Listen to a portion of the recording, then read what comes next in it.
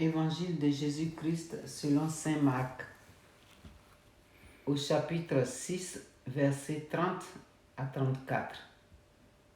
En ce temps-là, après leur première mission, les apôtres se réunirent auprès de Jésus et lui annoncèrent tout ce qu'ils avaient fait et enseigné. Il leur dit: venez à l'écart dans un endroit désert et reposez-vous un peu. De fait, ceux qui arrivaient et ceux qui partaient étaient nombreux et l'on n'avait même pas le temps de manger. Alors, ils partirent en barque pour un endroit désert à l'écart. Les gens les virent s'éloigner et beaucoup comprirent leur intention. Alors, à pied de toutes les villes, ils coururent là-bas et arrivèrent avant eux.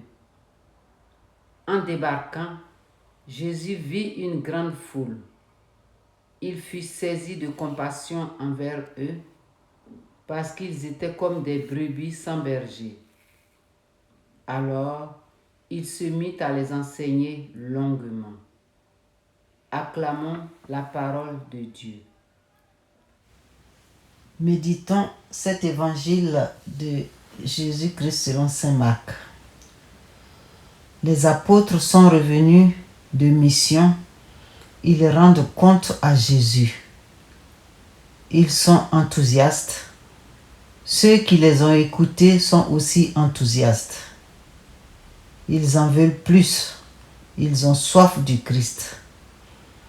Savons-nous réveiller nos communautés?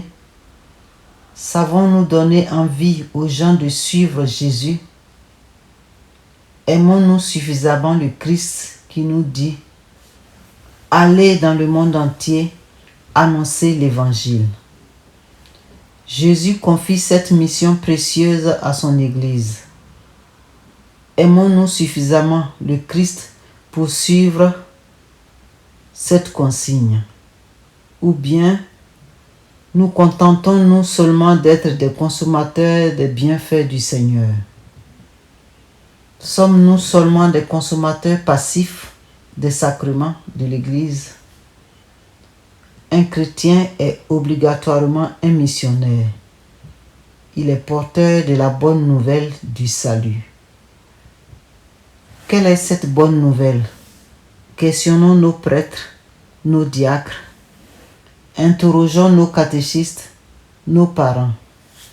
Écoutons nos évêques qui ont pour devoir de nous l'enseigner. À notre tour, faisons-la connaître autour de nous.